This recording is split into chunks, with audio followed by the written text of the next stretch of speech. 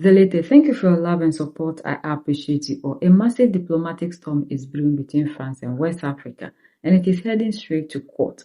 The government of Ivory Coast is taking the unprecedented step of launching legal action against one of France's most prominent and vocal politicians, Jean-Luc Mélenchon. For weeks, tensions have been rising. The Ivorian embassy in Paris has officially issued a ballistic protest against Le Mélenchon's recent public statement. But this is no longer just a war of words or standard diplomatic disagreement. Abidjan has decided to escalate this into a full-blown legal battle, announcing plans to prosecute the French opposition leader. How did we get here? Why is a sovereign African nation suing a French political figure? And what does this tell us about the rapidly changing, highly sensitive relationship between France and its former colonies? To understand why Ivory Coast is so angry, we have to look at what Jean-Luc Mélenchon actually said.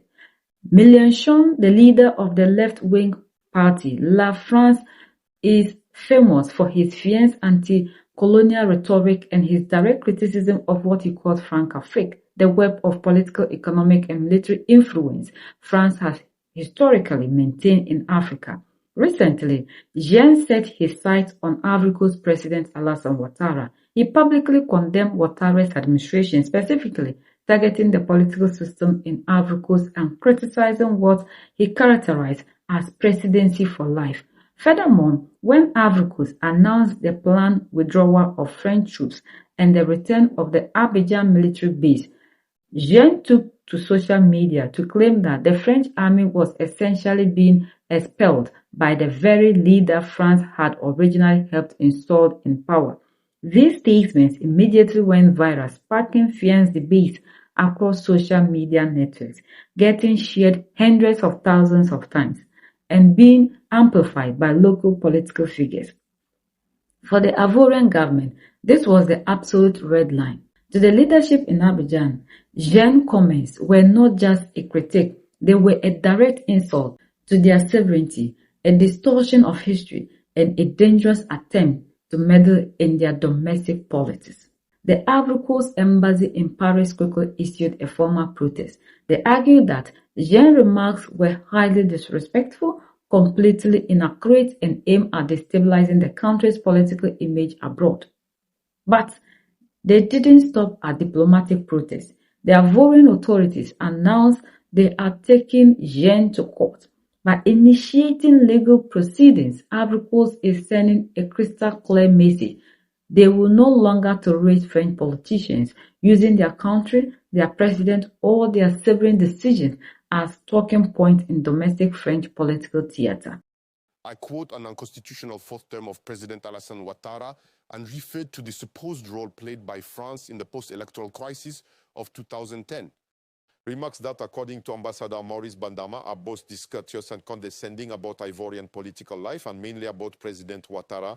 He accuses him notably of having eliminated his opponents in the presidential election of October 25, 2025, Moussa Nikema, Issa Kone, and we discuss it on set. So with Côte d'Ivoire, the ties are particularly close because for a whole period, there was a deep connection between Laurent Gbagbo's Ivorian Popular Front and the left-wing forces in France. And then this connection was lost as the Socialist Party that maintained it, dispersed into it and ended up being interested in nothing and no one. So as the current power was slow to be renewed through elections due to the armed struggles in that country, France went to remove the president who was there beyond his mandate. During a recent meeting held in Paris, Jean-Luc Mélenchon, president of the unsubmissive France party, spoke about Ivorian political life. And we will finally be able to elect someone reasonable and responsible, a former senior official of international organizations, Mr. Alassane Ouattara, who happened, what an opportunity, to be a personal friend of Mr. Sarkozy, which facilitated the connections. So, with such a sponsor and under such conditions, he was elected. And a second time and even a third in circumstances that in the end seemed a bit heavy to everyone, especially because in the meantime, Laurent Gbagbo had been sent to prison and stayed there for something like 5 or 6 years before being told, but sir, in the end, we have nothing to reproach you for that falls under our court. So he came out, returned to Côte d'Ivoire, and now there has been an election, the fourth one, which is absolutely unconstitutional, by the same Mr. Alassane Ouattara, who achieved an electoral feat before the election that must be acknowledged, namely eliminating all his competitors by prohibiting them from being candidates. That way, the problem was solved. The embassy of Côte d'Ivoire in France wishes to tell Mr. Jean-Luc Mélenchon that he has no legitimacy, authority, or competence to judge the Ivorian institutions that organized and validated the various elections in Côte d'Ivoire, as stated in their communiqué. At a time when France is being reviled and hated, chased away and humiliated on the African continent, Côte d'Ivoire, under the leadership of its president, His Excellency Mr. Alassane Ouattara, proudly and confidently displays its friendship and loyalty with France, said Maurice Bandama. The Embassy of Côte d'Ivoire to the French Republic and the Principality of Monaco wishes to inform Mr. Jean-Luc Mélenchon that it will undertake all legal actions so that the offense made to its people and its President of the Republic finds response and reparation before the competent bodies and institutions. Choco Doumbia, isn't it ultimately an ideological war that Jean-Luc Mélenchon is waging against President Alassane Ouattara? This legal battle is about much more than just a clash of personalities.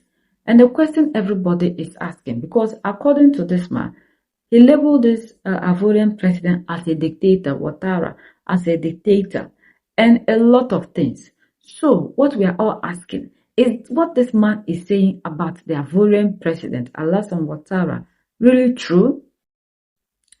Is it true that Ouattara is a dictator, that this man is going to be a president for life? Because is it that he's going to be changing the constitution every 4 years or 5 years to remain in office? Because the things that this man is saying concerning the president of Ivory Coast are heavy, and social media is blazing up, and all the African youth on social media who have heard this are asking whether what this man said is true. Because this man, as we know him, has been condemning a lot of things that they are doing in Africa. He has always been vocal concerning France's activities here and the things that they do that he thinks that are not right. And it's not only him. One time I showed you another one who was also pointing a finger at Alassane Ouattara, saying that why is it that when the leaders in Mali, Niger, and Burkina Faso decided to do away with the PP, they were quick in giving sanctions. But when Alassane Ouattara decided to change the constitution to run for the third time, they didn't say anything. We can see clearly that a lot of the politicians in France are pointing fingers at Alassane Ouattara. So people are asking the obvious question, is it true that Alassane Ouattara is a dictator? Alassane Ouattara is not doing what he's supposed to do. He's supposed to do as the president. But the people in Ivory Coast are also saying that they will not allow these people to speak bad about their government to the international world.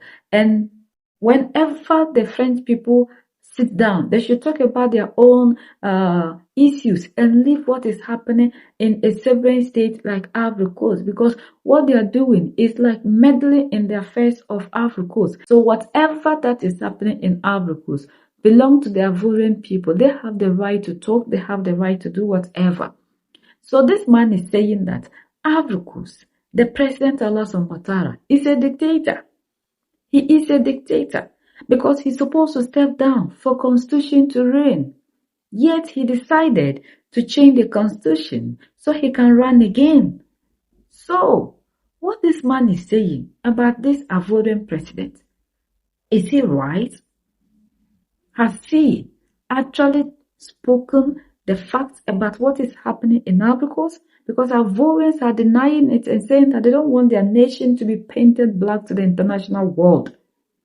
And the president Alassane Ouattara was legitimately elected by his people to lead the country. So if the people in France are not happy with that, they have to let France issues be their headache and not think about what is happening in Ivory Coast? Or they're only telling us that these ABC leaders in Africa are not disliked. We just want to understand what is happening. So what are your thoughts? What do you think about what this man has said? Because we know that if he's not doing the right thing, ECOWAS will say, African Union will say it.